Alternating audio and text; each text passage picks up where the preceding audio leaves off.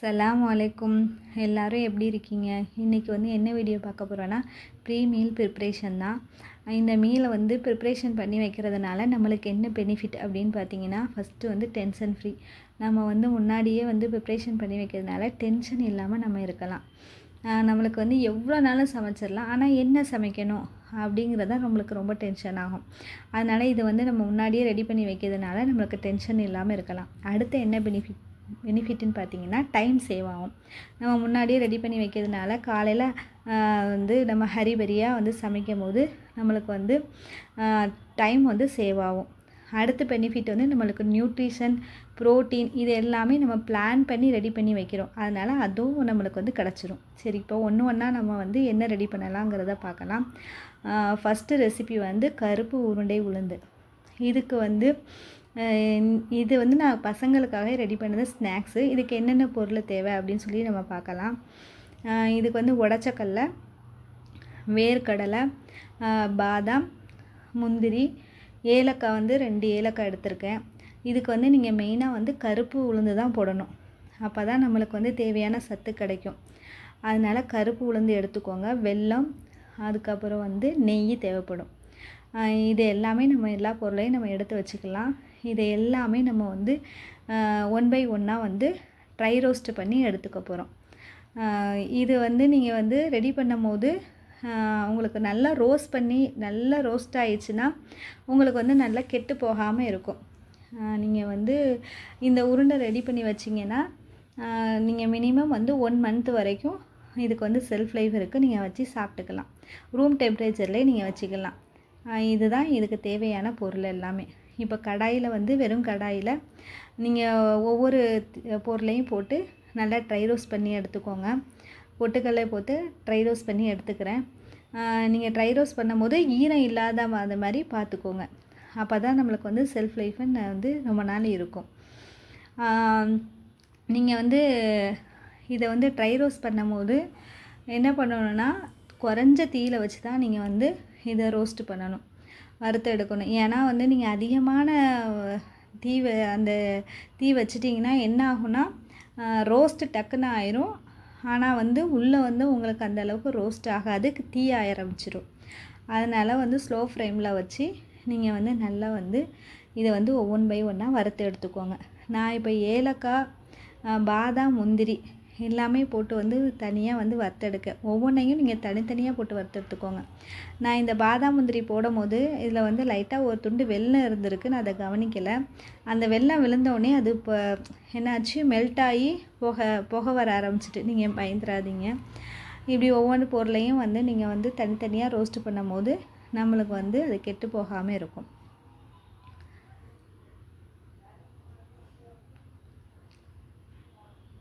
அதுக்கப்புறம் நான் இதில் வந்து கருப்பு உளுந்து வந்து நான் ரோஸ்ட் பண்ணும் போது கொஞ்சோல வந்து 1 ஸ்பூன் வந்து நான் வெள்ளை உளுந்தும் நான் இதோட போட்டு வறுத்தெடுக்கேன். எதுக்கு வந்து வெள்ளை உளுந்து போட்டு வறுத்தெடுக்க அப்படின்னு கேட்டிங்கன்னா, கருப்பு உளுந்து போட்டு வறுத்தெடுக்கும் போது நம்மளுக்கு வந்து அது நல்லா வந்து வறுபட்டுருச்சா அப்படின்னு நம்மளுக்கு வந்து தெரியாது. அது ஏன்னா பிளாக் கலரில் இருக்கிறதுனால நம்மளுக்கு தெரியாது. அதனால் கொஞ்சோல வந்து 1 ஸ்பூன் வந்து நீங்கள் வெள்ளை உளுந்து போட்டு எடுத்துக்கிட்டிங்கன்னா வறுபட்டுருச்சா அப்படின்னு சொல்லி உங்களுக்கு பார்க்குறதுக்கு வந்து உங்களுக்கு வந்து ஒரு ஈஸியாக இருக்கும். இது ஒரு சின்ன டிப்ஸு. நீங்களே பார்த்தா வீடியோவில் பார்த்தாலே உங்களுக்கு தெரியும். அந்த அந்த வெள்ளை உளுந்து எல்லாமே நல்லா ரோஸ்ட் ஆகிருக்கும். அப்போனா உங்களுக்கு உளுந்து வந்து நல்லா ரோஸ்ட் ஆகிடுச்சி அப்படின்னு வந்து நீங்கள் தெரிஞ்சுக்கலாம். அதனால தான் அந்த வெள்ளை உளுந்து 1 ஸ்பூன் போட்டு நான் வறுத்து எடுத்துக்கிட்டேன். வறுத்தெடுத்த எல்லா பொருளையும் நீங்கள் மிக்ஸி ஜாரில் போட்டு நல்லா பொடி பண்ணி எடுத்துக்கோங்க. நான் வந்து இதெல்லாம் பொடி பண்ணி எடுத்ததுக்கப்புறம் எனக்கு வந்து இது வந்து ஒரு 500 கிராம் இருந்தது. அதுக்கப்புறம் வந்து இதுக்கு வந்து நெய் தேவை. நெய் வந்து எனக்கு வந்து ஒரு 200 கிராம் தேவைப்பட்டது. நான் எல்லாமே வந்து மெஷர் பண்ணி எடுத்திருக்கேன். அதனால தான் உங்களுக்கு கரெக்டான அளவு சொல்லுதேன். நெய் வந்து ஒரு 200 கிராம் எடுத்திருக்கேன். நீங்கள் வந்து உங்கள் தேவைக்கு தக்கன அது மெல்ட் ஆனதுக்கப்புறவு அந்த பொடியில் போட்டு நீங்கள் மிக்ஸ் பண்ணிக்கணும். நீங்கள் பொடியோடு எல்லாம் பொடி பண்ணி எடுத்ததுக்கப்புறம் கடைசியாக வந்து வெல்லம் வந்து ஒரு 200 கிராம் போட்டு நல்லா மிக்சியில் வந்து பல்ஸ் பண்ணி எடுத்துக்கோங்க. இந்த மெல்ட் பண்ண நெய்யை வந்து நம்ம பொடிச்சு வச்சுருக்க அந்த பொடியோட நல்லா போட்டு மிக்ஸ் கொடுங்க. நம்ம வந்து நெய் வந்து ஹீட்டாக இருக்கும். லைட்டாக வந்து உப்பும் போட்டுக்கோங்க. நம்ம ஸ்வீட்டுக்கு வந்து எப்போவுமே லைட்டாக வந்து உப்பு போட்டால் அந்த ஸ்வீட்டை வந்து நல்லா கொஞ்சம் தூக்கி கொடுக்கும். நீங்கள் மிக்ஸ் பண்ணும்போது ஹீட்டாக இருக்கும் நெய் வந்து, அதனால் கையில் வந்து உருட்ட முடியாது. அதனால் லைட்டாக வந்து ஒரு கரண்டியால் வந்து நீங்கள் மிக்ஸ் பண்ணிவிட்டு அதுக்கப்புறம் நீங்கள் கையால் மிக்ஸ் கொடுத்துக்கோங்க. இப்போ நீங்கள் பிடிச்சி பார்க்கும்போது நல்லா பிடிக்க வரணும். அந்த அளவுக்கு வந்து நீங்கள் நெய் வந்து பார்த்து உங்களுக்கு எவ்வளோ தேவைப்படுதோ அதுக்கு தக்கன ஊற்றிக்கோங்க. இப்படி மாதிரி நீங்கள் பிடிக்க வந்துடுச்சுன்னா அதோட நெய்யை வந்து ஸ்டாப் பண்ணிக்கோங்க. நான் வந்து ஒரு 300 கிராம் ஊற்றினேன் நெய்யை மெல்ட் பண்ணுறதுக்கு. ஆனால் எனக்கு வந்து ஒரு 200 கிராம் தான் தேவைப்பட்டது. அப்புறம் அந்த கடாயில் அந்த மீதி நெய்யை அப்படியே வச்சுட்டேன். இப்படி ஒவ்வொரு பால்ஸாக வந்து நீங்கள் வந்து அந்த சூட்டோடு கொஞ்சம் உருட்டி எடுத்துக்கோங்க. நீங்கள் சூடு ஆறுனதுக்கப்புறம் உருட்டலான்னுச்சிங்கன்னா ட்ரை ஆயிரும், அதுக்கு உங்களுக்கு உருட்ட வராது. அதனால் இப்படி வந்து ஒவ்வொரு உருண்டையாக உருட்டி இந்த மாதிரி ஒரு கண்டெய்னரில் போட்டு நீங்கள் வந்து நல்லா வந்து ஏர் டைட்டான கண்டெய்னரில் போட்டு க்ளோஸ் பண்ணி வச்சிட்டிங்கன்னா உங்களுக்கு செல்ஃப் லைஃப் வந்து 1 மந்த் இருக்கும். நீங்கள் ரூம் டெம்பரேச்சர்லேயே வச்சுக்கலாம். ஃப்ரிட்ஜில் வைக்கணும்னு வந்து எந்த ஒரு கட்டாயமும் இல்லை. இது வந்து பசங்க ஸ்கூல் விட்டு வரும்போது அவங்களுக்கு ஒரு ஹெல்த்தியான ஒரு உருண்டை வந்து நீங்கள் வந்து எடுத்து கொடுக்கறது அவங்களுக்கு சாப்பிட கொடுக்கலாம். இது வந்து நம்மளுக்கு இந்த சிப்ஸு அதுக்கப்புறம் வந்து ஆயில் ஐட்டம்லாம் சாப்பிட்றாங்களா அதெல்லாம் அவாய்ட் பண்ணுறதுக்கு இந்த மாதிரி நீங்கள் முன்னாடியே ப்ரிப்ரேஷன் பண்ணி வச்சிட்டிங்கன்னா அது 1 வீக்குக்கு மேலே ஓடும். அடுத்து நம்ம என்ன வந்து பார்க்கலாம் அப்படின்னு சொல்லி பார்த்தோன்னா புளியோதரை பவுட்ரு. இதை வந்து எப்படி ரெடி பண்ணலாம் அப்படின்னு சொல்லி நம்ம பார்க்கலாம். இதுக்கு வந்து நான் வந்து 2 ஸ்பூன் வந்து தனியா எடுத்துக்கிறேன். இதுக்கு உங்களுக்கு பொடி எவ்வளோ தேவையோ அதுக்கு தக்கன வந்து நீங்கள் ரெடி பண்ணி எடுத்துக்கோங்க. நான் வந்து 4 ஸ்பூன் வந்து தனியா எடுத்திருக்கேன், 2 ஸ்பூன் வந்து வெந்தயம் எடுத்திருக்கேன், 2 ஸ்பூன் ஜீரகம் எடுத்திருக்கேன், காஞ்ச மிளகாய் வந்து ஒரு 4-5 எடுத்திருக்கேன். இதை எல்லாமே நீங்கள் என்ன செய்யணுன்னா ட்ரை ரோஸ்ட்டு பண்ணிக்கணும். வெறும் கடாயில் போட்டு நல்லா ரோஸ்ட் பண்ணி எடுத்துக்கோங்க. நீங்கள் வறுக்கும் போது எதுவும் வந்து கருகிராமல் மட்டும் பார்த்துக்கோங்க. வெந்தயம் வந்து கருகுச்சுன்னா கசப்பு தன்மை கொடுத்துரும். நீங்கள் இதுக்கு வந்து வேறு எந்த ஃப்ளேவரும் வேண்டாம், இது மட்டுமே உங்களுக்கு வந்து போதுமானதாக இருக்கும். வெந்தயம் ஜீரகம் அந்த ஸ்மெல்லே வந்து உங்களுக்கு வீடே வந்து மணக்கும். நீங்கள் புளியோதரை பண்ணினீங்கன்னா அந்தளவுக்கு வந்து ரொம்ப வந்து ஃப்ளேவர்ஃபுல்லாகவும் இருக்கும். நீங்கள் இந்த மாதிரி பொடி பண்ணி நீங்கள் வச்சிட்டிங்கன்னா உங்களுக்கு வந்து நீங்கள் வந்து 1 வீக்கில் வந்து ஒவ்வொரு நாளைக்கும் வந்து சோறு வந்து வெரைட்டி ரைஸ் பண்ணும் போது நீங்கள் புளியோதரையை வந்து ரெடி பண்ணிக்கலாம். இந்த மாதிரி பவுட்ரு பண்ணி வச்சுக்கலாம். நான் புளியோதரை எப்படி ரெடி பண்ணணுங்கிறதையும் இந்த வீடியோவில் போட்டிருக்கேன். கடாயில் எண்ணெய் விட்டு வேர்க்கடலை போட்டு வறுத்து எடுத்துக்கோங்க. அதுக்கப்புறம் கடுகு புளிக்கரைசலை ஊற்றிட்டு கொஞ்சோல வந்து மஞ்சத்தூள் போட்டுட்டு பெருங்காயம் போட்டுக்கோங்க. அது நல்லா கொதிக்கும் போது இதில் வந்து நான் இப்போ வந்து 3 பேருக்கு வந்து சாதம் ரெடி பண்ணியிருந்தேன், அதுக்கு போட்டு மிக்ஸ் பண்ணியிருக்கேன். அடுத்து வந்து என்ன பண்ணலாம் அப்படின்னு சொல்லி நம்ம பார்க்கலாம். பன்னீர் தான் ரெடி பண்ண போகிறோம், ஹோம்மேடு பன்னீர். இதுக்கு வந்து நான் ஆவின் பால் தான் எடுத்திருக்கேன். ஆவின் பால் வந்து 1/2 லிட்டர் பாக்கெட் வந்து நான் வந்து 2 எடுத்திருக்கேன். மொத்தம் வந்து 1 லிட்டர் வந்து எடுத்திருக்கேன். இந்த பாலை வந்து நீங்கள் ஹீட் பண்ணும் போது கொதிக்க விட வேண்டாம். ஆனால் எல்லா பாலும் கொதித்து நீங்கள் வரும்போது இதில் வந்து நான் 10 ரூபா பாக்கெட் வந்து தயிர் வந்து 2 பாக்கெட் வந்து இதில் வந்து சேர்த்துருக்கேன். நீங்கள் வந்து இதுக்கு இந்த பன்னீர் வந்து நீங்கள் முன்னாடியே ரெடி பண்ணி வச்சிட்டிங்கன்னா ஒரு நாள் வந்து பன்னீர் புலாவு இல்லைன்னா பன்னீர் பட்டர் மசாலா இந்த மாதிரி நீங்கள் ஏதாவது ரெடி பண்ணதுக்கு உங்களுக்கு வந்து ரொம்ப ஹெல்ப்ஃபுல்லாக இருக்கும். இதில் வந்து 2 ஸ்பூன் வந்து நான் வந்து அந்த பால் வந்து அப்படி கொதிக்கக்கூடாது, அதை நுரைச்சி வரும்போது நீங்கள் 2 ஸ்பூன் வினிகர் ஊற்றிட்டிங்கன்னா அந்த பால் வந்து இந்த மாதிரி திரஞ்சி வந்துடும். இப்போ அந்த பார்த்திங்களா பால் ஃபுல்லாக தனியாகவும் தண்ணி தனியாகவும் இந்த இருக்குது. இதை அப்படியே நீங்கள் ஃபில்டர் பண்ணி எடுத்துக்கணும். ஃபில்டர் பண்ணி எடுத்ததுக்கு அப்புறவு நீங்கள் வந்து உங்கள்கிட்ட வேஸ்ட்டான ஸ்வீட் பாக்ஸும் இருக்குல்ல, அதில் வந்து நீங்கள் ஹோல்ஸ் போட்டுட்டு இந்த பன்னீரெல்லாம் அதில் போட்டு நீங்கள் வந்து வெயிட் வச்சு நீங்கள் பன்னீரை வந்து சேஃபுக்கு கொண்டு வந்துக்கலாம். இந்த ஃபில்டர் பண்ண அந்த தண்ணியை வந்து தயவுசெய்து வேஸ்ட் பண்ணிடாதீங்க. மறுநாள் பன்னீர் கிரேவிலாம் பண்ணும் போது நீங்கள் அதை யூஸ் பண்ணிக்கோங்க. இல்லைனா மாவு வந்து பிசைறீங்கன்னா அதுக்கு யூஸ் பண்ணிக்கோங்க. அந்த பன்னீர் வந்து ரெடி பண்ண தண்ணியை எப்போவுமே வேஸ்ட் பண்ணாமல் அதை யூஸ் பண்ணிக்கலாம். அதில் அவ்வளோ சத்து இருக்குது. நான் இந்த மாதிரி ஸ்வீட் பாக்ஸை தான் கீழே வந்து ஹோல்ஸ்லாம் போட்டுட்டு மேலே உள்ள மூடியை அந்த பாக்ஸுக்குள்ளே போகிற மாதிரி சுற்றி இருக்கிறத எல்லாத்தையும் கட் பண்ணி எடுத்து அந்த மூடியை வந்து அந்த பாக்ஸுக்குள்ளே வச்சு நல்லா ப்ரெஸ் பண்ணி விட்டு இருக்கிற தண்ணி எல்லாத்தையும் நான் வந்து வடித்து எடுத்துக்கிறேன். கீழே பார்த்திங்களா ஹோல்ஸ் போட்டிருக்கேன். நல்லா வடித்து எடுத்ததுக்கப்புறவு நீங்கள் என்ன பண்ணலாம், அந்த பாக்ஸுக்கு மேலே ஒரு வெயிட்டை வச்சுட்டு ஒரு 1/2 hour விட்டிங்கன்னா அந்த பன்னீர் நல்லா செட்டாகி உங்களுக்கு வந்துடும். நீங்கள் செட்டான பன்னீரை வந்து அப்படியே ஒரு பிளேட்டுக்கு மாற்றிட்டு உங்களுக்கு எந்த அளவுக்கு வந்து அந்த பீஸோட சைஸு தேவையோ அது அளவுக்கு வந்து நீங்கள் பீஸ் போட்டு எடுத்துக்கலாம். நான் வந்து பன்னீர் வந்து எப்போதுமே குட்டி குட்டியாக இருந்தால் நல்லாயிருக்கும்னு சொல்லிட்டு தான் நான் இந்த அளவுக்கு வந்து பன்னீர் வந்து இந்த மாதிரி நான் வந்து எனக்கு வந்து குட்டி குட்டி பீஸாக இருந்தால் தான் பிடிக்குங்கிறதுனால நான் குட்டி குட்டியாக கட் பண்ணி எடுத்துக்கிட்டேன். நீங்கள் கட் பண்ணி எடுத்த எல்லா பன்னீர் பீஸையும் ஒரு பாக்ஸில் போட்டு நீங்கள் வந்து 2 நாளைக்குள்ளே யூஸ் பண்ண போகிறீங்கன்னா நீங்கள் வந்து ஃப்ரிட்ஜிலே வச்சு யூஸ் பண்ணிக்கலாம். நீங்கள் ரொம்ப நாள் கழித்து தான் யூஸ் பண்ணுவீங்க அப்படின்னா ஃப்ரீசரில் போட்டுருங்க. நான் வந்து 2 நாளுக்குள்ளேயே வந்து பன்னீரை யூஸ் பண்ணிடுவேன். ரெடி பண்ண 2 நாளுக்குள்ளேயே நான் பன்னீரை யூஸ் பண்ணிடுவேங்கிறதுனால நார்மலாக ஃப்ரிட்ஜிலே வச்சு நான் வந்து யூஸ் பண்ணிக்குவேன். இந்த மாதிரி நீங்கள் பாக்ஸில் போட்டு மூடி வச்சிட்டிங்கன்னா அது வந்து உங்களுக்கு வந்து முன்னாடியே நீங்கள் பன்னீர் பட்டர் மசாலா செஞ்சுக்கலாம், இல்லைன்னா பன்னீர் ரோஸ்ட்டு இந்த மாதிரி நீங்கள் ரெடி பண்ணி வச்சுக்கலாம். கடையிலலாம் பன்னீர் வாங்கினா ரேட்டும் ஜாஸ்தி. அதுவும் இல்லாமல் வந்து இப்போல்லாம் பன்னீர் வந்து பாலில் பண்ணலை அப்படின்லாம் வந்து நியூஸ் வந்துட்டுருக்கு. ரொம்ப சாஃப்டாகவும் இருக்கும் பன்னீர். நீங்கள் வந்து இந்த மாதிரி முன்னாடியே ரெடி பண்ணி வச்சிட்டிங்கன்னா பசங்களுக்கு வந்து ப்ரோட்டீன் கிடைக்கும். நம்ம சமையலில் வந்து ப்ரோட்டீன் இருக்கிற மாதிரியும் நம்ம வந்து பார்த்துக்கணும்.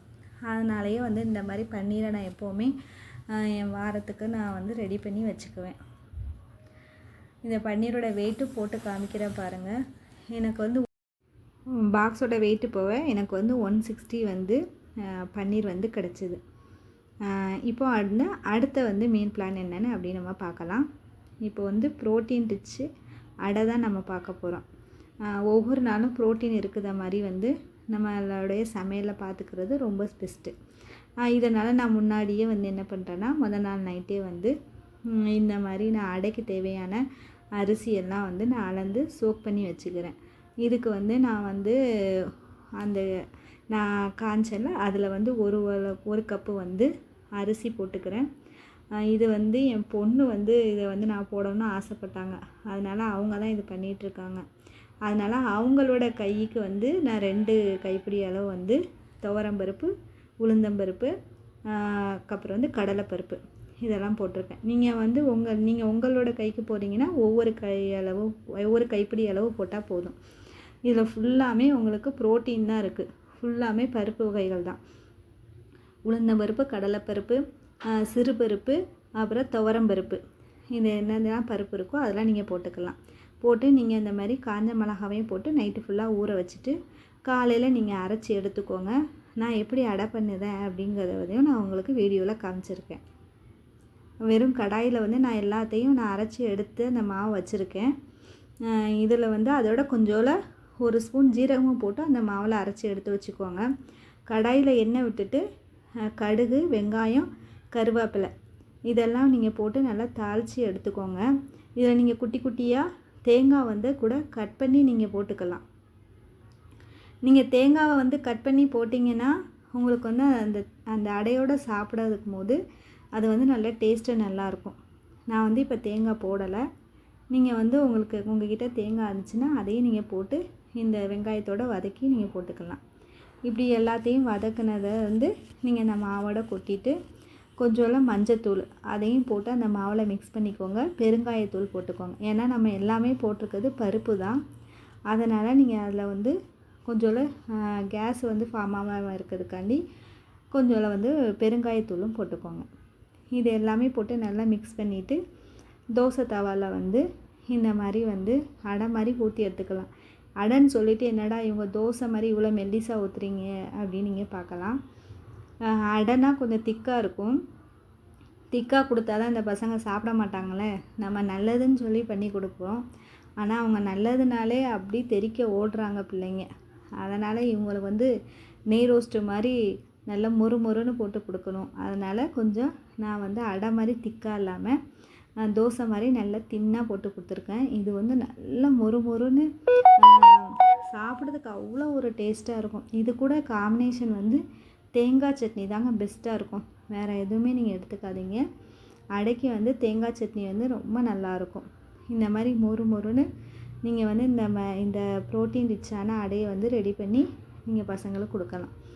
இதை வந்து நீங்கள் முன்னாடியே ப்ரிப்ரேஷன் பண்ணிக்கிறதுக்கு நைட்டே வந்து சோக் பண்ணி எடுத்துட்டிங்கன்னா கூட உங்களுக்கு ரொம்ப யூஸ்ஃபுல்லாக இருக்கும். நம்மளுக்கு பசங்களுக்கு ஒரு நல்ல சாப்பாடு கொடுத்த மாதிரி ஒரு ஃபீல் ஆகும். நம்ம வந்து சேமியா, பூரி அந்த மாதிரி எண்ணெய் ஐட்டம் ரொம்ப இல்லாமல், மைதா ஐட்டம் இல்லாமல் இந்த மாதிரி ஒரு ப்ரோட்டீன் ஃபுல்லாக வந்து இருக்கிற மாதிரி நம்ம ஒரு தோசை வந்து ரெடி பண்ணி கொடுத்துக்கலாம். இதை வந்து நீங்கள் கொடுத்து உங்கள் பிள்ளைங்களுக்கு பாருங்கள், ரொம்ப விரும்பி சாப்பிடுவாங்க. எங்கள் வீட்டில் வந்து பசங்க இந்த தோசை வந்து ரொம்ப வந்து நைட்டு வந்து விரும்பி கேட்பாங்க. பகலில் வந்து காலையில் வந்து சாப்பிட மாட்டாங்க அவசரமாக ஸ்கூலில் போகிறதுனால. அதனால் நைட்டுக்கு வந்து நான் வந்து ரெடி பண்ணி கொடுத்துருவேன். இதுக்கு ப்ரிப்ரேஷனில் வந்து அடுத்ததை நம்ம பார்க்குற ரெசிபி வந்து இட்லி பொடி. எவ்வளோ தோசை, இட்லி எந்த அளவுக்கு நம்மளுக்கு இம்பார்ட்டனோ அதே அளவுக்கு வந்து இட்லி பொடியும் ரொம்ப இம்பார்ட்டனாக இருக்குது. நம்ம வந்து சட்னி அரைக்க முடியலை, இல்லைன்னா சாம்பார் வந்து ரெடி பண்ணுறதுக்கு டைம் இல்லை அப்படின்னா ஒரு இட்லி பொடியை வந்துட்டு நம்மக்கிட்டே இருந்தால் போதும். டக்குன்னு தோசை சுட்டு அந்த இதில் வந்து நல்லெண்ணெய் விட்டு இட்லி பொடி வச்சு சாப்பிட்டுக்கலாம். இந்த இட்லி பொடிக்கு வந்து நான் 1.5 கப்பு வந்து வெள்ளை உளுந்து தான் எடுத்திருக்கேன். கருப்பு உளுந்தும் நீங்கள் வந்து போட்டுக்கலாம். வெள்ளை உளுந்து வந்து என்கிட்ட இருந்ததுனால அதை தான் போட்டிருக்கேன். வெள்ளை உளுந்தை போட்டு நல்லா வந்து ரோஸ்ட் பண்ணி எடுத்துக்கோங்க. நீங்கள் வந்து ஸ்லோ ஃப்ளேமில் வந்து ரோஸ்ட் பண்ணி எடுத்துக்கோங்க. எந்த அளவுக்கு ரோஸ்ட் பண்ணுறீங்களோ அந்த அளவுக்கு வந்து இட்லி பொடி வந்து ரொம்ப நாளைக்கு வண்டு எதுவும் இல்லாமல், வண்டி பூச்சிலாம் வராமல் நல்லாயிருக்கும். இதுக்கு வந்து நான் 1.5 கப்பு உளுந்துக்கு வந்து நான் ஒரு 70 கிராம் வந்து எள்ளு எடுத்திருக்கேன். கருப்பு எள்ளு எடுத்துக்கோங்க, ஏன்னா அதுதான் ரொம்ப நல்லது. நம்மளுக்கு வந்து சத்து வந்து அதிகமாக இருக்குது. அதனால் கருப்பு எள்ளு எடுத்துக்கோங்க. இந்த எள்ளு வந்து டப்பு டப்புன்னு வெடிக்கிற அளவுக்கு வந்து வறுபட்டு வரணும், வெடிக்கணும். அந்த அளவுக்கு வந்து வறுத்து எடுத்துக்கோங்க. அது வெடிக்கிறது தெரியும் உங்களுக்கு வீடியோவில். ஒவ்வொன்றையும் இந்த மாதிரி ட்ரை ரோஸ்ட் பண்ணி எடுத்துக்கோங்க.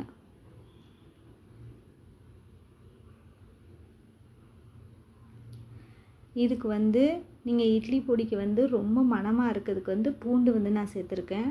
பூண்டு வந்து ஒரு 10 பூண்டு எடுத்துக்கோங்க. அதுக்கப்புறம் ஒரு சின்ன பீஸ் வந்து புளி எடுத்திருக்கேன். புளியும் நீங்கள் வந்து சேர்த்து பொடியோடு சேர்த்து செய்யும்போது அந்த டேஸ்ட் வந்து நல்லாயிருக்கும். காஞ்ச மிளகா வந்து ஒரு 15 மிளகா எடுத்திருக்கேன். அது உங்கள் காரத்துக்கு தக்கன போட்டுக்கோங்க. அதுக்கப்புறம் வந்து கருவேப்பிலை போட்டிருக்கேன். கருவேப்பிலை போடும்போது அந்த இட்லி பொடியோட மனம் நல்லாயிருக்கும். இதை வந்து நல்லா கருவேப்பிலையை தண்ணியில் அலசிட்டு ஒரு காட்டன் துணியில் வந்து நான் கொஞ்சம் போட்டு அதை காய வச்சு எடுத்துகிட்டு வந்திருக்கேன். இல்லைன்னா ஒவ்வொரு இலையும் ஒட்டிக்கிட்டு சரியாக வரிபடாது.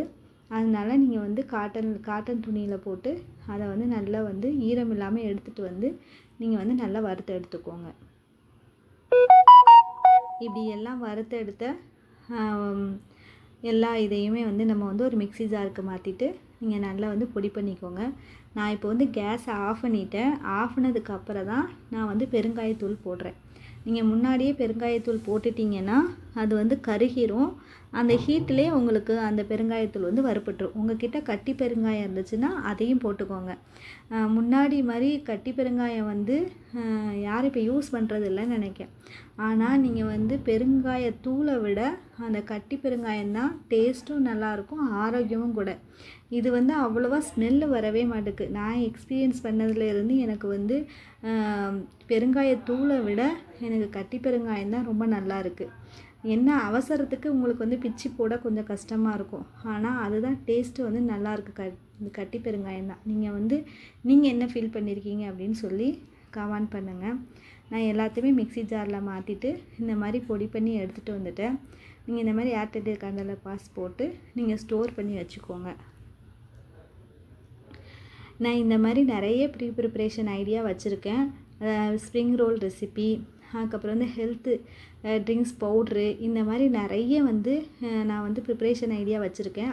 பார்ட் 2 போடலாமான்னு சொல்லி கமெண்ட் பண்ணுங்கள். இந்த வீடியோ லென்த்தாக போனதுனால எனக்கு அடுத்த வீடியோ போட முடியலை. அதனால் நான் அதை வந்து பார்ட் 2வாக போடுறேன். இதெல்லாம் உங்களுக்கு பிடிச்சிருந்தேன்னா நீங்கள் வந்து சப்ஸ்கிரைப் பண்ணிக்கோங்க, ஷேர் பண்ணுங்கள், கமெண்ட் பண்ணுங்கள். இவ்வளோ நேரம் என் வீடியோவை நீங்கள் பொறுமையாக பார்த்ததுக்கு உங்களுக்கு ரொம்ப தேங்க்ஸ். நீங்கள் வந்து அடுத்ததாக வந்து இந்த மாதிரி ப்ரிப்ரேஷன் வீடியோ வந்து என்கிட்ட நிறைய ஐடியா இருக்குது. போடலாமா பார்ட் 2 போடலாமான்னு சொல்லி நீங்கள் கமெண்ட் பண்ணுங்கள்.